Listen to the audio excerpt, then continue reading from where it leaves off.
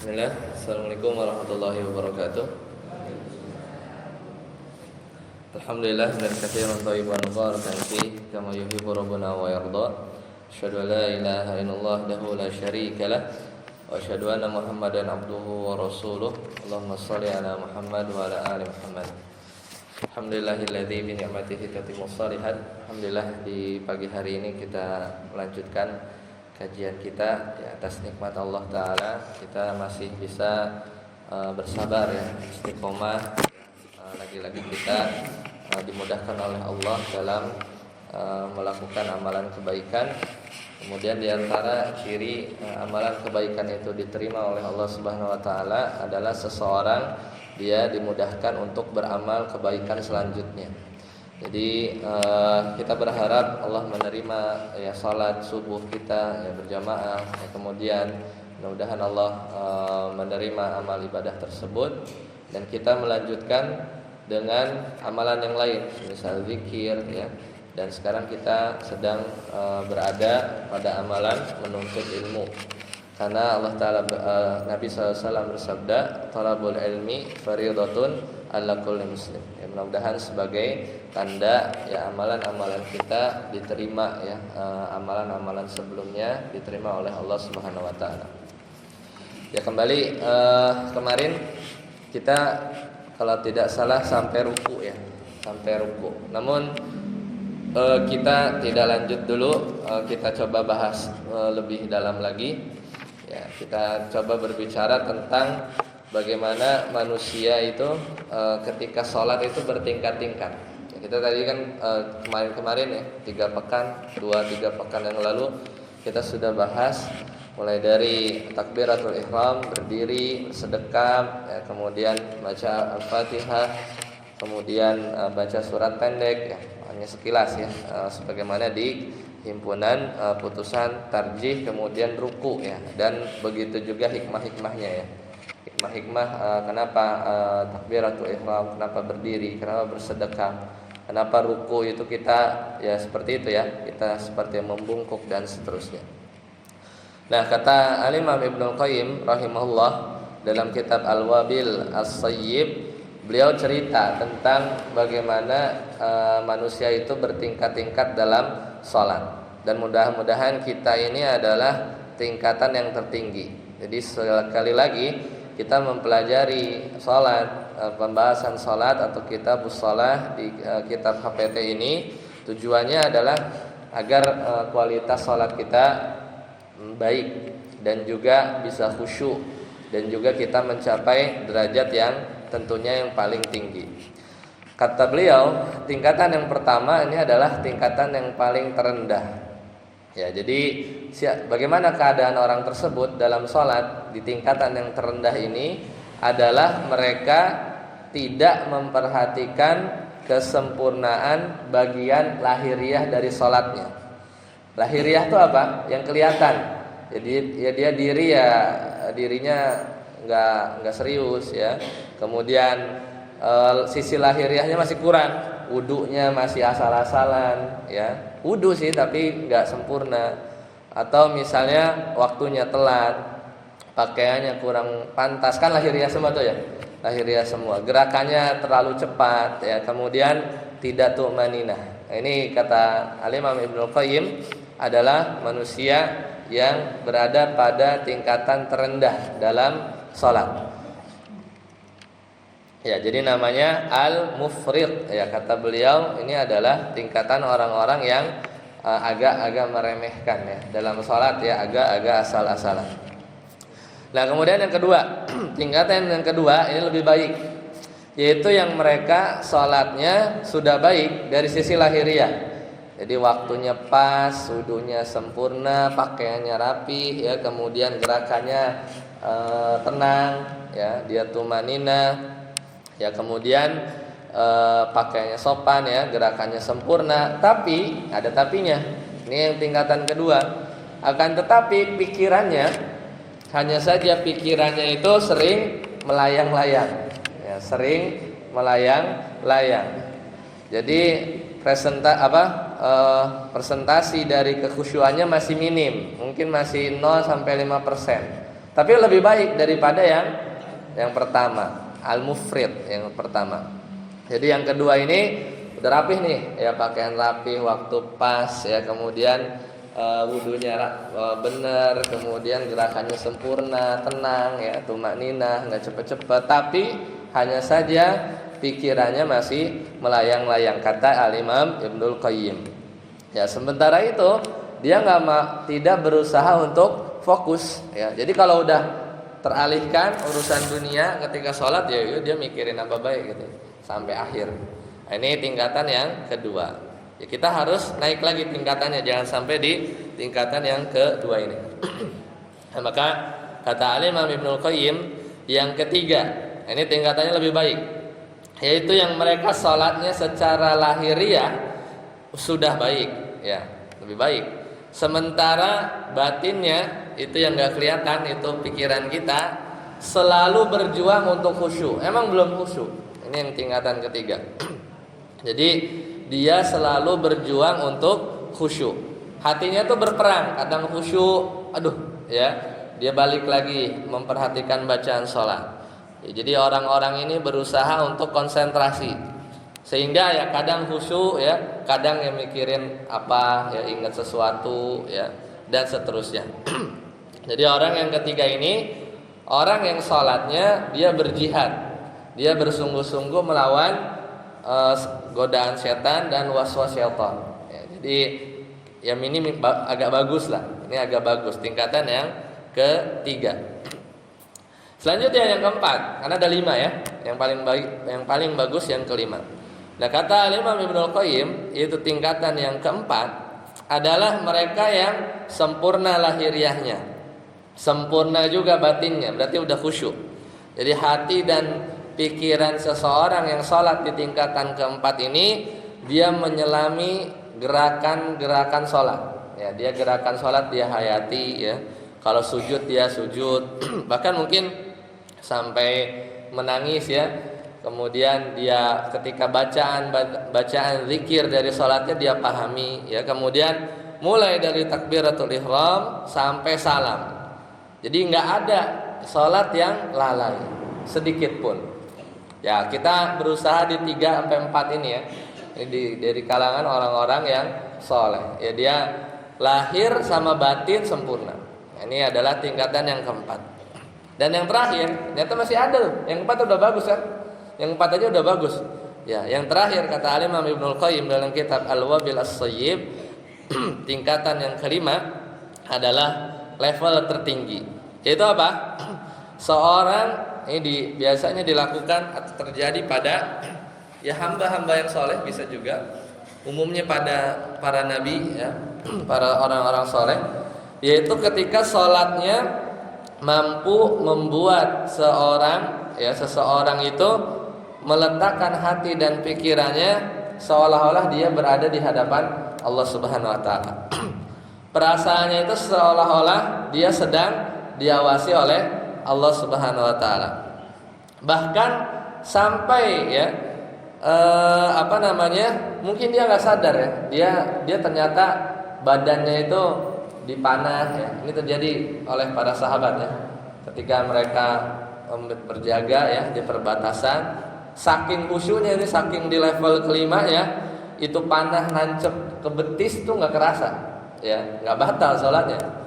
Kita kan kena sedikit juga langsung batal ya, langsung sadar ya. Nah maka kata beliau ini adalah tingkatan yang terakhir. Nah gimana contoh yang sholat di level kelima ini? Ini adalah orang-orang pada sahabat ya, orang-orang soleh, bukan hanya Nabi saja, para sahabat ya, terkadang pada di level ini.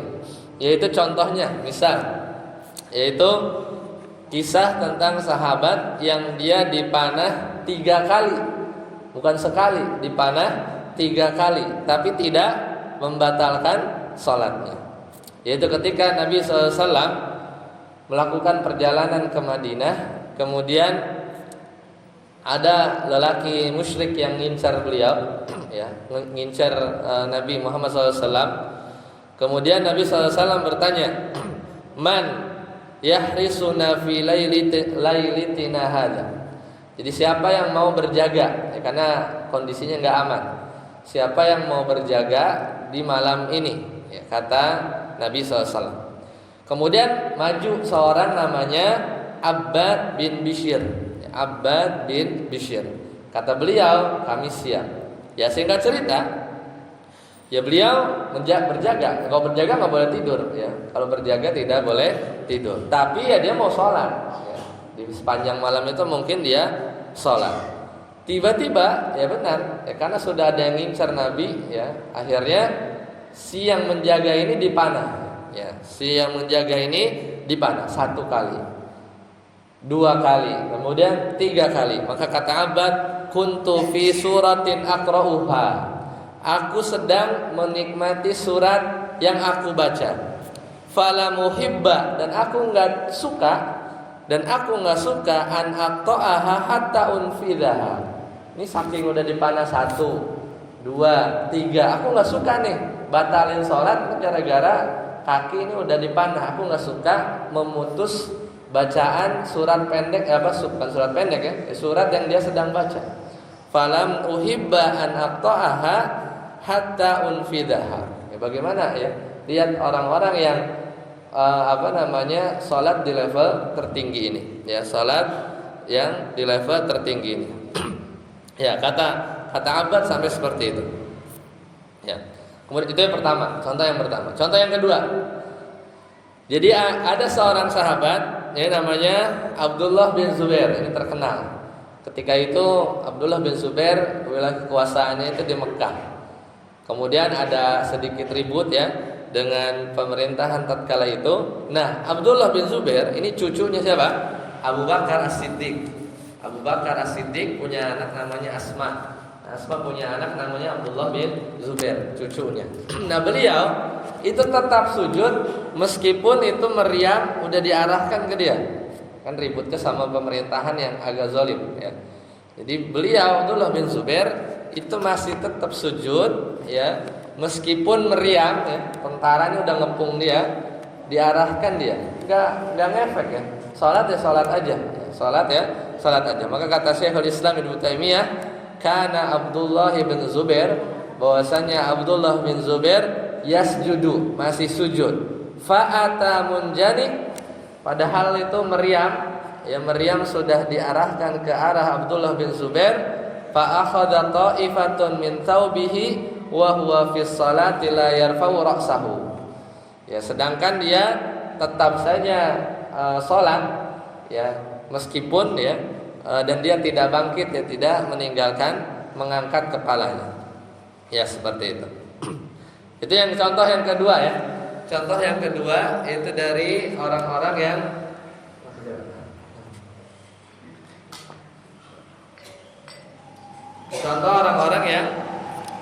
sholat di level yang kelima, ya. Ada lagi kisah yang ketiga, tapi ya mungkin zaman sekarang nggak ada, yaitu kisahnya Muslim bin Yasar. Kata Al-Imam Az-Zahabi, karena Muslimun ibn Yasar, ketika Muslim ibn Yasar itu berada dalam rumahnya, ya, kemudian beliau sedang sholat, ya, beliau sedang sholat, dan dikisahkan ketika itu rumahnya itu kebakar, rumahnya itu terbakar, dan saking khusyuknya beliau, ini nggak kebayang lagi, ya, rumahnya kebakar masih sholat, ya, masih sholat. Ini beliau wafat di tahun 100 Hijriah, berarti di kalangan tabi'in. Jadi banyak, ya, orang-orang di kalangan Nabi, ya, kalangan para sahabat, ya, yang kalau udah sholat tuh udah nggak inget apa-apa, ya. Sholat tuh udah nggak inget apa-apa. Ini adalah orang-orang yang di level yang kelima. Ya. Kemudian terakhir, ya ini tetap sholat meskipun, ya, ini Imam Bukhari. Imam Bukhari kenal, ya. Ini bukan tabi'in, ke bawah lagi, ya, para ulama yang saleh.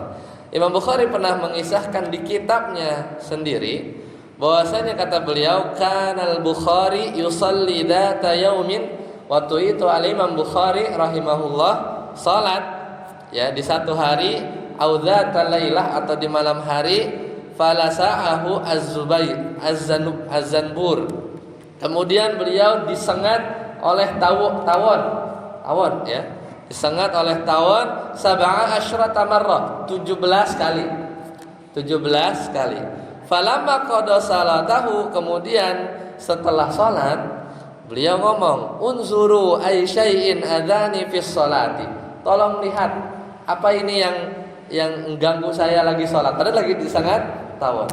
Habis selesai salat baru nyadar. Ternyata disengat tawon sampai berapa? 17 kali. Maka orang-orang melihat karena minta tolong dilihatin. Ya, minta tolong dilihatkan. Murid-murid itu minta tolong untuk lihat apa yang mengganggu Al-Imam Bukhari salat.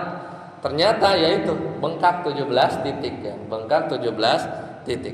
Maka ketika murid-muridnya bertanya kepada siapa? Kepada Al-Imam Bukhari, ya, kenapa kamu tidak batalin salat sampai 17 kali masih tetap salat? Maka kata Al-Imam Bukhari, Al-Imam Al-Bukhari, beliau menjawab, kuntu fi suratin fa ahbabtu anna atammaha.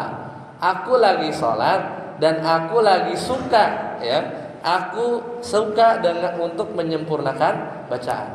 Ya, jadi nggak mau dipotong gitu ya, nggak mau. Orang-orang soleh itu ketika salat, ya, dia suka ya menyempurnakan bacaannya. Ya, itulah gambaran ya bagaimana tingkatan manusia ketika salat bertingkat-tingkat ya. Mudah-mudahan menambah semangat kita ya, menambah semangat kita untuk terus khusyuk ya, atau minimal di mana? Di 1 2 3 4 5. Ya 2 lah, 2 3 lah gitu ya. Minimal di tingkatan yang 2 3 itu lumayan lah. 4 mungkin masih jauh ya, 5 apalagi. Ya, kita lagi sholat ada motor lewat kenceng aja ngedumel hati kan, knalpot siapa sih ini berisik banget gitu. Motor lewat ya, kita masih engah ya. Ini Imam Bukhari disengat 17 kali gak ngefek ya. Pas udah kelar baru sadar ini apa sih tadi yang ganggu-ganggu, ternyata udah bengkak ya 17 ya. Pas ditanya ya aku suka menyempurnakan untuk ya misalkan yang lagi baca surat apalah gitu ya, surat pendeknya ya nggak mau dipotong ya, kalau batal ya dari ulang mungkin ya. Allahu a'lam bishawab. Ya gitu ya. Jadi mudah-mudahan itu sedikit memberikan kita semangat. Nah kemarin kita udah bahas tentang takbiratul ihram ya, bagaimana posisinya ya, apakah perlu niat atau tidak. Kemudian bersedekah juga sudah paham ya. Ada dua ya, ada dua. Jadi intinya tangan kanan berada di atas tangan kiri ya, baik itu ditaruh aja atau digenggam ya, kita sudah bahas. Ya kemudian doa iftitah ya, kemarin kan kalau di HPT ada 3 versi ya. Satu yang Allahumma ba'id baini, kemudian ini wajhtu wajhiya lilladzi, dan seterusnya. Kemudian satu lagi yang panjang.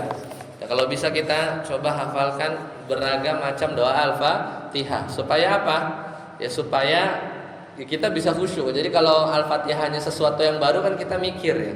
Kita mungkin baru banget hafal ya, kita bacanya pelan-pelan ya. Kemudian kita baca Al-Fatihahnya tuh benar-benar dibaca, ataupun baca memang sambil memperhatikan bacaan iftitahnya. Karena kalau udah saking hafalnya, itu kita bisa mikirin tadi ya, mikirin kompor di rumah, Al-Fatihah bisa iftitah baca tetap. Ya, tapi pikiran ke mana-mana seperti yang tingkatan yang kedua. Nah, sekarang pertanyaannya, kalau kita masbuk ketinggalan rakaat atau datangnya agak telat, perlu nggak kita baca doa iftitah? Perlu nggak? Nggak perlu. Kalau kita masbuk ketinggalan, maka langsung kita yang utama adalah membaca Al-Fatihah. Ya. Jadi iftitah itu hukumnya apa? Sunnah. Ya. Iftitah itu sunnah. Nah doanya apa? Kita ulang sedikit. Pertama yang Allahumma ba'id baini wa baina khotoyaya kama ba'adta bainal masyriqi wal maghrib. Udah kita artikan waktu itu ya. Allahumma naqqini minal khotoya. Minal khotoya, kalau yang tadi baina khotoya ya, ini minal khotoya. Kama yunaqqas thawbul abyadu minad danas. Itu istilahnya baris kedua, baris pertama, baris kedua. Baris ketiga, Allahumma ghsil khotoyaya bil ma'i wat thalji wal barad. Ya, itu hadis Al-Imam Bukhari dan Muslim, muttafaqun alaih. Siapa yang ngajarin atau yang menyampaikan? Abu Hurairah. Siapa Abu Hurairah? Ahlu Suffah yang tinggal di Masjid Nabawi. Jadi ya sehari-hari itu pasti ngelihat Nabi sholat, ya, dan ini hadisnya datang dari beliau, ya. Nah, di antara tafsirnya, ya, kita coba baca ya sedikit ya penjelasan tafsirnya. Kita minta apa? Allahumma ba'id, jauhkanlah diriku, baini wa baina khotoyaya. Kata Al-Imam As-San'ani, dua makna. Jadi kita minta dalam kalimat ini, yaitu jauhkan aku, kan Allahumma ba'id baini wa baina khotoyaya, jauhkan aku dan diriku dari dosa-dosa. Kata Al-Imam As-San'ani maknanya dua, yaitu jauhkan aku dari hukuman dosa-dosaku. Jadi bukan dosa aja, tapi jauh. Misalnya udah dosa nih kan, kita minta di doa iftitah itu, di antara maknanya kata Imam As-San'ani, jauhkan aku dari hukuman dosa-dosaku. Satu, di antara maknanya atau tafsirnya. Yang kedua, maksudnya Allahumma ba'id baini, jauhkanlah aku dari diriku dan dengan dosa-dosaku. Maknanya adalah halangi aku, ya, bikin pembatas, ya, halangi aku agar apa? Tidak terjerumus ke dalam dosa atau mendekati dosa. Karena kita minta apa? Ba'id itu jauhin. Jadi maknanya dua. Minta dijauhkan dari hukuman, efek, ya, dari kita udah pernah lakuin dosa, kita udah bertobat, ya. Kadang Allah uji, ya, supaya penghapusan dosanya lebih cepat, diuji, ya kan, dihukum, ya, biar cepat penghapusannya. Atau di antara makna yang lain adalah halangi aku supaya tidak terjerumus kepada dosa yang baru, atau mendekatinya pun jangan, ya, atau mendekatinya pun jangan. Ya, itu kata Al-Imam As-San'ani. Kama ba'adta bainal masyriqi wal maghrib, sebagaimana engkau jauhkan timur sama barat. Ini kemarin kita jelaskan gimana timur sama barat itu nggak bakal pernah bersatu, ya nggak bakal pernah bersatu. Sehingga kita minta agar dosa kita itu dijauhkan sepanjang hidup kita, ya. Mungkin terlama gitu kan. Kapan kita nungguin timur sama barat menyatu? Nggak ada. Maksudnya kita minta dosa kita itu dijauhkan dari diri kita itu sepanjang hidup kita, ya. Kama ba'ata bainal masyriqi wal maghrib. Jadi ya selama hidup kita itu nggak pernah ketemu dosa lah, ya, meskipun nggak mungkin, tapi kita minta, ya, sama Allah, ya. Itu maknanya. Kemudian Allahumma naqqini minal khotoya. Naqqini artinya apa? Bersihkanlah, ya Allah, bersihkanlah diriku dari dosa. Dan Nabi SAW menggunakan kata naqqini. Naqqini itu artinya memisahkan antara yang baik dan yang buruk, ya. Secara bahasa Arab, naqqini itu bukan bersih-bersih, tapi memisahkan antara yang baik dan yang buruk. Itu namanya naqqini, ya, naqqini. Jadi ya Allah, bersihkanlah diriku dari dosa, kama yunaqqat thawbul abyadu minad danas, sebagaimana, ya, pakaian putih, ya, at-thawbul abyad, at-thawb itu baju, abyad itu putih, baju putih, baju koko, ya, punya baju putih, ya, itu dibersihkan dari noda. Gambarannya kayak gimana? Kayak pakai baiklin lah, ya. Jadi yang ada noda, ya, itu dibersihkan. Kama yunaq, kan begitu. Hati kita itu kan lembaran putih, ya. Di hadis Nabi SAW, ketika kita berbuat dosa, kata Nabi SAW, ada satu nuktoh, satu titik. Dosa lagi titik terus. Titik putih mungkin hitam. Ya, kita hilangkan titik-titik itu, ya. Sebagaimana kita minta sama Allah Subhanahu wa taala. Jadi dianalogikan seperti membersihkan pakaian dari noda. Kemudian Allahumma ghsil khotoya udah bersih dicuci juga pula ya. Jadi Allahumma ksil khotoya, cucilah dosa-dosaku, bil ma'i, al-ma' itu air, wasalji, salji itu salju. Makanya bahasa Indonesia itu banyak serapan dari bahasa Arab. Musyawarah, madrasah, ya, iklan. Iklan itu bahasa Arab. Iklan. Ya, salji, salju. Bisalji, as-salju itu bahasa Arab. Wal barad, dan air dingin. Ya, dicuci dengan air, salju, air dingin. Kenapa? Pertanyaannya. Karena dosa-dosa kita itu ibarat api. Ya, dosa-dosa kita itu yang nyebabin kita dibakar di neraka. Makanya kita minta agar dosa-dosa itu dicuci dengan air dingin, kan, air salju dingin juga. Wal barad, al barad itu air dingin. Sehingga ibarat dosa itu ibarat api, itu dipadamkan oleh air dingin. Ya. Maka kata Al-Imam Ibnu Hajar Al-Asqalani, kata beliau, ja'alal khotoya bimanzilatin nar. Dosa-dosa itu kayak api ya, likaunihi tuaddi ilaiha. Karena dengan sebab dosa kita itu masuk neraka. Fa'abara an itfa'il hararitiha bil ghusli ta'kidan fi itaiha. Jadi kalau kita minta kepada Allah cara memadamkannya, yaitu ya dipakai air ya, pakai salju, pakai air dingin. Seolah-olah ya isyarat bahwa kita mau menghilangkan, memadamkan dosa, ya, memadamkan dosa, ya, seperti itu. Nah, itu doa yang pertama. Doa yang kedua ada yang hafal nggak nih? Pendek. Subhanakallahumma, gimana? Subhanakallahumma wa bihamdika wa tabarakasmuka wa ta'ala jadduka wa la ilaha ghairu. Lebih pendek. Ini doa iftitah yang kedua, lebih pendek. Gimana bacanya? Subhanakallahumma wa bihamdika wa tabarakasmuka. Bagian pertama kan kayak udah hafal ya. Subhanakallahumma wa bihamdika. Hafal itu ya. Subhanakallahumma wa bihamdika. Subhanakallahumma wa bihamdika. Itu pasti hafal. Yang kedua, wa tabarakasmuka. Tabarakasmuka. Itu maha agung namamu. Wa tabarakasmuka. Wa ta'ala jadduka. Maha tinggi ya keagunganmu. Wala ilaha ghairaka, dan tidak ada ilah kecuali engkau. Sumbernya dari mana? Hadis diriwayatkan oleh Imam Abu Daud, At-Tirmidzi, dan hadis ini sahih.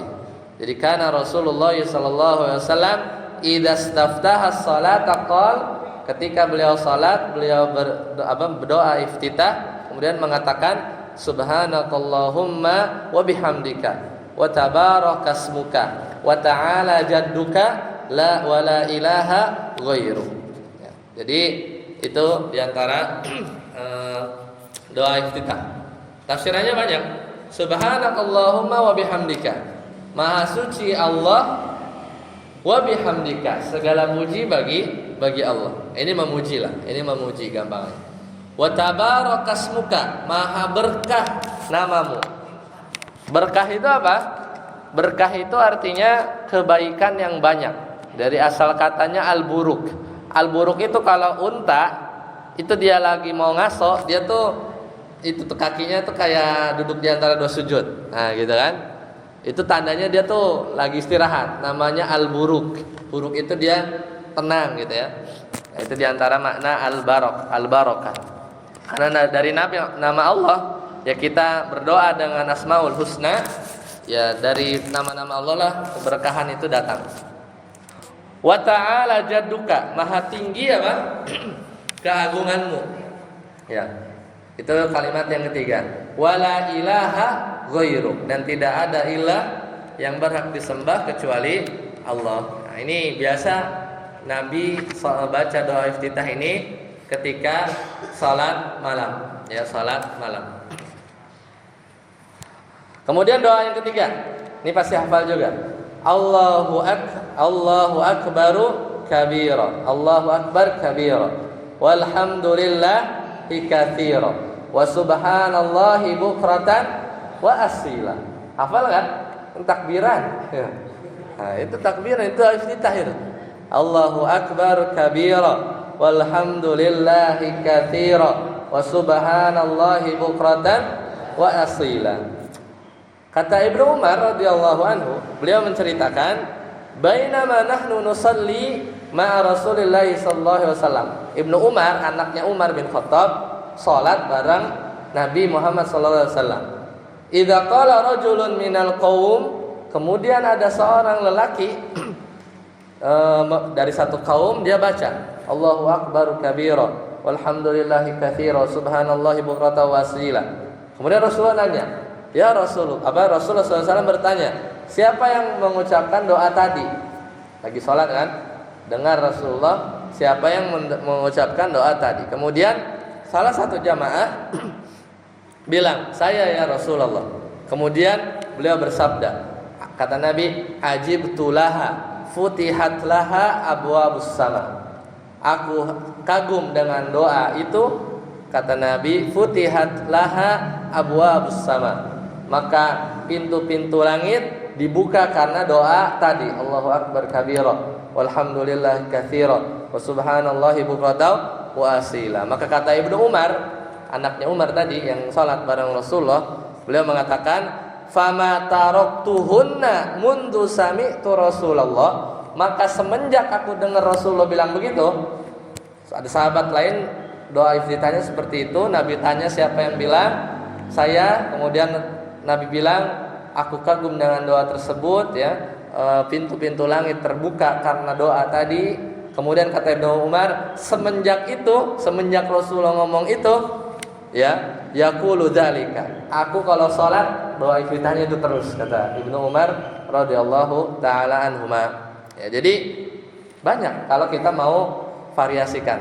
Bosan ya, Allahumma ba'id baini ya, supaya lebih khusyuk ya. Allahu akbar kabira walhamdulillahi katsira wa subhanallahi bukratan wa asila. Dan ini adalah ya tafsirannya banyak ya. Ini salah satu lafaz takbiran ya. Kata Imam An-Nawawi, kita bilang Allahu akbaru kabiran. Kita memuji Allah bahwasanya Allah itu maha besar. Walhamdulillah katsira. Kita memuji Allah katsiran, banyak. Wa subhanallahi bukratan wa asila. Dan kita memuji Allah bukratan di waktu pagi. Bukrah itu asbah ya, pagi. Wa asilan, asilan itu sore. Ya kita pagi sore selalu memuji Allah. Yang ketiga, keempat makin pendek ya. Makanya nggak ada alasan kita ninggalin doa iftitah. Tadi kan lumayan panjang, ya kan? Yang Allahumma ba'id baini. Terus kemudian Allahu akbar kabira. Kemudian yang kedua tadi apa? Inni wajjahtu wajhiya lilladzi ya. Itu doa pertama. Kemudian doa kedua, subhanakallahumma wa bihamdika ya, wa tabarakasmuka wa ta'ala jadduka la ilaha ghairuk. Kemudian yang ketiga tadi Allahu akbar kabira walhamdulillahi katsira wa subhanallahi bukratan wa asila. Sekarang yang empat, lafaznya diriwayatkan oleh Imam Muslim dan hadis diriwayatkan dari Imam Ahmad. Hadis ini sahih. Ini variasi yang keempat. Kata beliau, di antara doa iftitah, kata Nabi SAW, jadi ceritanya itu dari Anas bin Malik. Anas bin Malik radhiyallahu anhu. Kalau Anas bin Malik ini adalah pembantunya Rasulullah SAW, yang orang tuanya, ibunya, lebih tepatnya ibunya Anas bin Malik, nitipin Anas bin Malik waktu umur 10 atau 12. Ya Rasulullah, nih saya jadiin pembantu engkau. Itu Anas bin Malik. Dan makanya berkah hidupnya. Umurnya sampai 102 kalau nggak salah ya. 102 tahun, cucunya banyak, bukan anak lagi, cucunya tuh banyak. Ya. Jadi karena didoakan oleh Nabi, hartanya banyak, anaknya banyak. Ya gimana? Bantuin Nabi dari umur 10-12 tahun. Ya, sama ibunya emang ditaruh. Itu Anas bin Malik. Kalau dengar Anas bin Malik, ingatnya seperti itu. Nah kata beliau, kata Anas bin Malik, ada orang yang datang ke masjid, lalu masuk saf, ya. Dia langsung masuk saf. Kemudian nafasnya terengah-engah, mungkin terlambat kali ya, dia lari ya, sahabat yang mulia. Datang masuk saf, terengah-engah, kemudian dia baca alhamdulillahi hamdan katsiran thayyiban mubarakan fih. Jadi dia datang kan sambil terengah-engah ya, masuk saf, kemudian dia bilang alhamdulillah hamdan katsiran thayyiban mubarakan fi. Kalau diterusin kayak buat buka majelis, kama ya, alhamdulillah hamdan katsiran thayyiban mubarakan fi ya, dan seterusnya itu adalah ya pembuka majelis lah. Nah, itu selesai salat, dengar kan Nabi SAW bertanya, siapa yang mengucapkan doa tadi? Mirip ya kasusnya seperti yang ketiga, yang Allahu Akbar kabiro ya. Jadi ada sahabat yang ngomong. Nah, ini ketika datang saf, masuk ke saf sambil terengah-engah, dia bilang alhamdulillah hamdan katsiran thayyiban mubarakan fi kama yuhibbu rabbuna wa yarda. Itu lanjutannya kalau mau dilanjutin. Kemudian pas ditanya siapa yang mengucap tadi, semua terdiam ya. Kemudian nggak ada yang ngaku. Kemudian Nabi SAW tanya, Kemudian Nabi SAW menimpali karena nggak ada yang ngaku kan, nggak ada yang ngaku. Siapapun yang mengucapkan kalimat tadi tidak masalah. Takutnya diomelin mungkin ya, tidak masalah. Kemudian orang tadi mengatakan, ya baru ngaku, oh nggak apa-apa, baru ngaku. Kata orang yang tadi datang terus masuk saf, nafasnya terengah-engah. Kemudian dia bilang, alhamdulillah hamdan katsiran thayyiban mubarakan fi. Dia ngaku akhirnya, aku tadi datang terburu-buru, kemudian nafasku terengal-engal ya. Lalu aku membaca doa itu. Kemudian kata Nabi SAW, beliau bersabda, laqad ra'aitu 12 malakan, sesungguhnya aku melihat ada 12 malaikat ya betadirunaha ayyuhum yarfa'uha. Mereka berlomba-lomba mengantarkan doa ini. Hadis ini sahih, diriwayatkan oleh Imam Ahmad, Imam Muslim dan yang lain. Ya, jadi itu bagian dari salah satu variasi yang keempat dari doa iftitah. Pendek gak? Pendek yang bisa nih kita pakai kalau salat tarawih misalnya, Allahu Akbar. Alhamdulillah hamdan katsiran thayyiban mubarakan fi. Udah baca Al-Fatihah. Ya kan? Banyak variasinya sebenarnya ya, asal kita mau ngafalin. Maka kata Jabir bin Abdullah tafsir doa ini, ya kata Jabir bin Abdullah, alhamdulillahi hamdan katsiran thayyiban mubarakan fi. Kata Nabi SAW, wa afdalud du'ai alhamdulillah. Sebaik-baik doa yang paling utama adalah ya ini hamdalah yang model begini. Alhamdulillah artinya apa sih? Alhamdulillah segala puji bagi Allah, hamdan katsiran dengan pujian yang banyak, thayyiban yang baik, mubarakan yang berkah fihi dalam pujian tersebut. Udah seperti itu. Itu diantara doa iftitah yang keempat. Yang kelima agak panjang, 5 agak panjang, yang keenam agak pendek. Yang kelima saya bacakan saja. Ini yang kelima nih ya, agak panjang. Yang pernah saya baca waktu di pertemuan sebelumnya. Allahumma rabba Jibril, Allahumma rabba Jibrila wa Mikaila wa Israfila fatiris samawati wal ard. Sampai situ kebayang Allah, ya Allah, Rabbnya Jibril, Rabbnya Mikail, Rabbnya Israfil, fatiris samawati wal ard, yaitu pencipta langit dan bumi. Alimil ghaibi wasyahada. Rasanya enggak asing ya kalimat itu ya. Alimil ghaibi wasyahada. Anta tahkumu baina ibadika fi ma kanu fihi yakhtalifun. Ihdini limakhtulifa fihi minal haqqi biidnika innaka tahdi man tasya'u ila siratim mustaqim.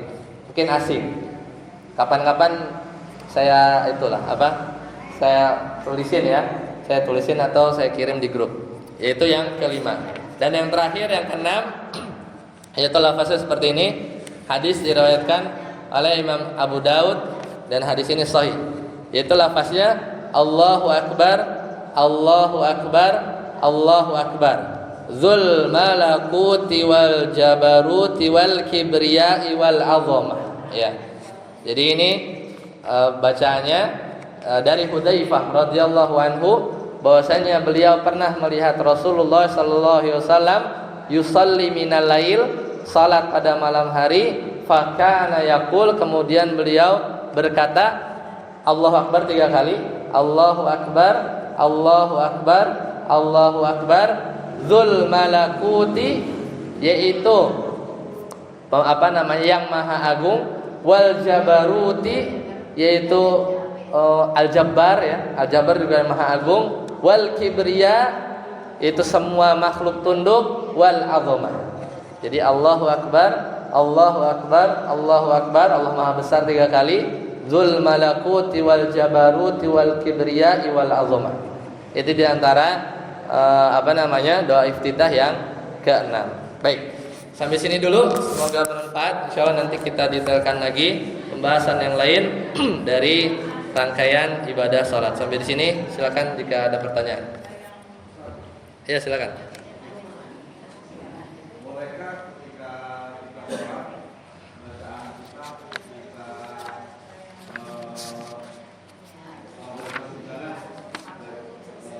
kita tidurnya yang diajarkan sama manusia, terus rukunya yang diajarkan oleh versi kita mencampur.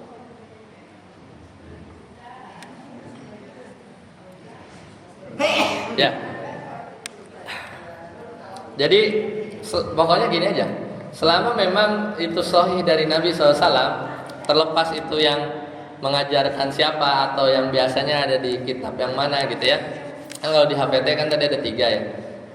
Yang umum atau yang di, karena HPT kan nggak, sekali lagi saya bilang kalau HPT dibikin detail segini, kan kita panduan tipis kan ya supaya dipegang aja. Nah, tapi kalau selama hadis itu sahih, bukan sesuatu yang mengada-ngada gitu ya, maka boleh aja. Dan karena tadi yang ditanyakan adalah iftitah hukumnya sunnah. Kemudian dibandingkan dengan doa zikir ruku juga itu hukumnya sunnah. Aman saja sebenarnya. Ya, bukan yang sesuatu yang besar lah. Tapi intinya itu tadi. Selama jelas ya ada dalilnya sahih, ya kita tidak menutup ya, dan kita juga berusaha mengamalkan. Ya seolah kalau kita tertutup hanya itu saja, seolah kita mengabaikan hadis-hadis sahih yang lain. Padahal kita enggak ya. Padahal Nabi sendiri itu melakukan variasi dalam doa iftitah. Buktinya banyak hadis-hadis Nabi SAW yang berbeda-beda. Mungkin kita hanya satu karena hafalnya itu, taunya itu. Tapi ternyata banyak. Dan ini adalah dari salah satu tujuan atau langkah seorang itu bisa khusyuk. Di antaranya kita beda-bedain ya dari bacaan iftitahnya gitu ya. Minimal dari iftitah, karena di Al-Fatihah nggak mungkin bervariasi ya. Al-Fatihah hanya begitu aja. Tapi kalau iftitah kita baca, jadinya kita lebih menghayati ya. Iftitah itu tidak hanya sekedar, bahkan terlupakan lah seringnya itu ya. Kadang tahu udah iftitah itu kadang dibaca cepat gitu ya, kadang kita tidak begitu menghayati. Jadi jawabannya tidak masalah. Wallahu a'lam. Ya.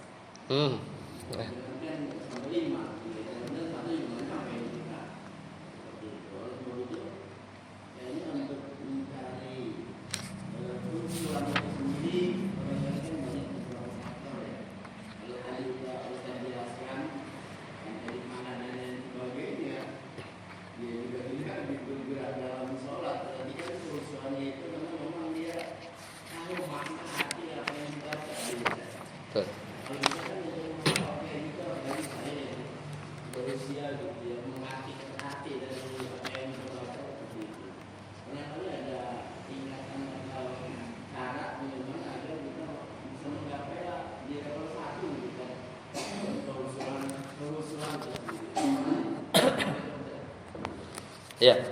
Jadi memang perlu proses ya, kadang dan perlu agak sedikit usaha ya kalau untuk supaya kita paham bacaannya. Jadi setidaknya minimal dari Al-Fatihah. Insya Allah nanti kita bahas di pertemuan selanjutnya.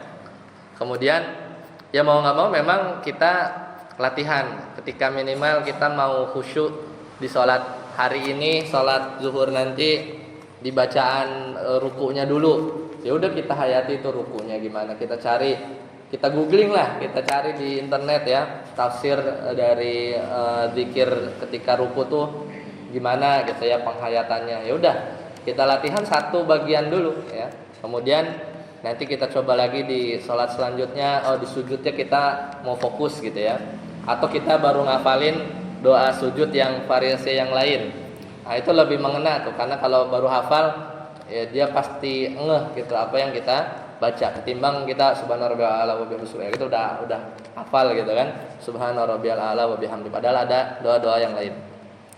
Nah kemudian yang kalau tingkatan yang pertama itu kan lahirnya saja kan, apa namanya, bahkan lahirnya saja tidak sempurna, minimal di level itu kita harus lewat lah, maksudnya tadi ya wudunya udah oke gitu ya, minimal 1/2 lah, minimal 1/2 gitu ya. Tapi memang bisa jadi ada orang yang di tingkatan pertama ya mungkin kalau nggak masuk tingkatan pertama itu ya orang nggak sholat lah, atau orang yang sholatnya masih bolong-bolong gitu ya. Nah itu ada di tingkatan di bawah level pertama. Tapi kalau sholatnya udah nggak bolong ya, cuman mungkin wudunya masih kurang pas, pakaiannya kurang rapih atau yang lain, ya berusaha pelan-pelan ya, atau kita ingatkan saudara kita ya, keluarga kita agar terus meningkatkan kualitas dari sholat. Wallahu a'lam bishawab.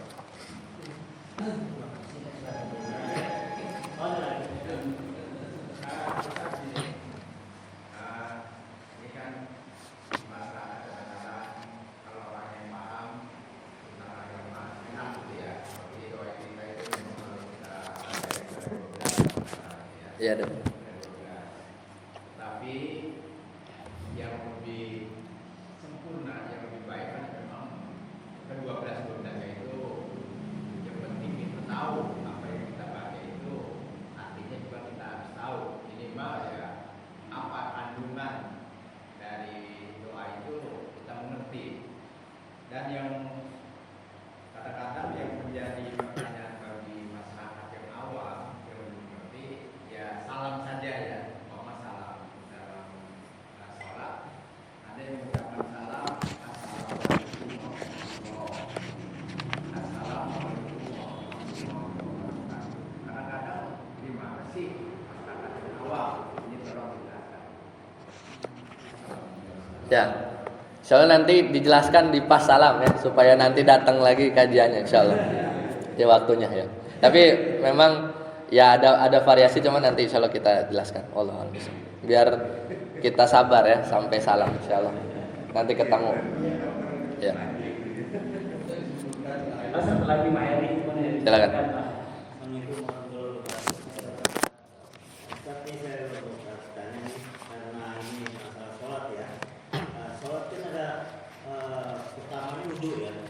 Banyak orang wudhu itu sembarangan wudhunya, tidak sesuai dengan apa yang diajarkan. Nah itu sholatnya sah nggak, kalau bacaan sholatnya sah, baik, tapi wudhunya bagaimana? Wudhunya nggak benar, bagaimana Ustaz? Ya, kalau wudhunya tidak memenuhi rukunnya ada 4 ya, kita udah bahas. Minimal muka ya. Idza qumtum ila sholati faghsilu wujuhakum au di aydiyakum ilal marafiq ya. Ada 4 ya. Kemudian itu tidak terpenuhi ya salatnya, wudunya tidak sah, berarti salatnya enggak sah. Tapi kalau 4 rukun udah terpenuhi cuman agak kurang sempurna di bagian yang sunnah, misal kumur-kumur lah. Ya, kumur-kumur atau basuh hidung lah. Istinsyaknya enggak begitu sempurna, ya tetap sah ya kan, karena minimal rukun, cuman ya pahalanya berkurang, sholatnya tetap sah, seperti itu ya. Jadi makanya kemarin kita pembahasan sebelum ini kita bahas wudhu itu kita bahas kadar minimal ya, kadang kadar minimal itu harus kita tahu terutama pada kondisi kita sempit ya, air lagi kurang atau apa, mana yang harus kita basuh supaya kita bisa sholat. Intinya itu kan, itu yang di bagian rukun yang kita udah bahas. Jadi jawabannya seperti itu ya. Terus tadi tambahan ya, jadi tanda salam itu ada 5 ya, ada 5, cuman kita mungkin hanya familiar 1 ya. Yang pertama yang Assalamualaikum warahmatullahi wabarakatuh lengkap kiri kanan. Kemudian yang kedua Assalamualaikum warahmatullahi wabarakatuh lengkap ketika salam pertama.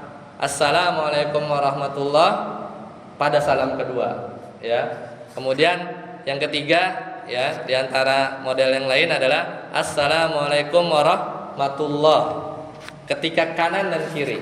Ini hadisnya sahih juga.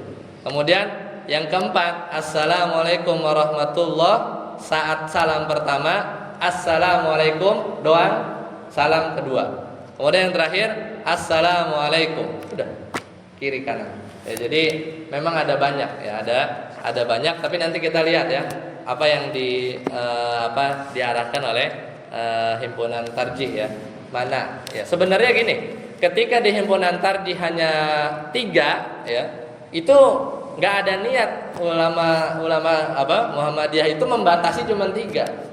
Jadi pahaminya begitu. Ketika misalnya ya itu tadi HPT itu kan, kalau di sebelah tahu kunci ibadah ya, yang kuning itu kunci ibadah. Kalau teman-teman itu kan hanya ini aja kan, pernah dengar buku kunci ibadah itu yang kuning itu. Nah itu kan ya orang bahkan nggak ada dalilnya di situ, seolah-olah tidak ada dalilnya, padahal tentunya nulis itu pasti ada dalilnya. Beda dengan HPT. Ya dia mau masukin dalil juga supaya orang lebih percaya. Kemudian dia masukkan beberapa yang diarahkan, itu untuk memudahkan, tapi tidak untuk membatasi. Jadi kalau nggak ada di situ berarti nggak boleh, enggak. Ya belum tentu, karena nanti bisa lagi ketemu lagi di fatwa yang lain ya, bahwa ada yang tanya ya, apakah ini, dijawab boleh, tapi memang nggak masuk di HPT gitu. Jadi cara memahami seperti itu. Dan nah tinggal beda hal dengan sosialisasi ya.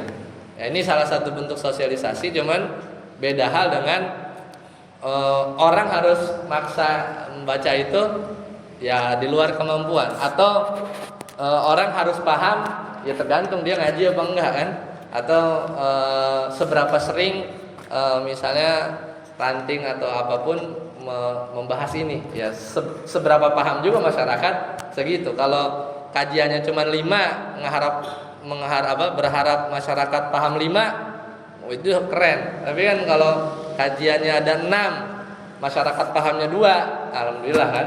Jadi memang kadang nggak sebanding ya, jumlah kajian dan yang dipahami masyarakat perlu bertahap. Allahumma sholli pelan-pelan. Itu jawaban tadi yang terkait salam.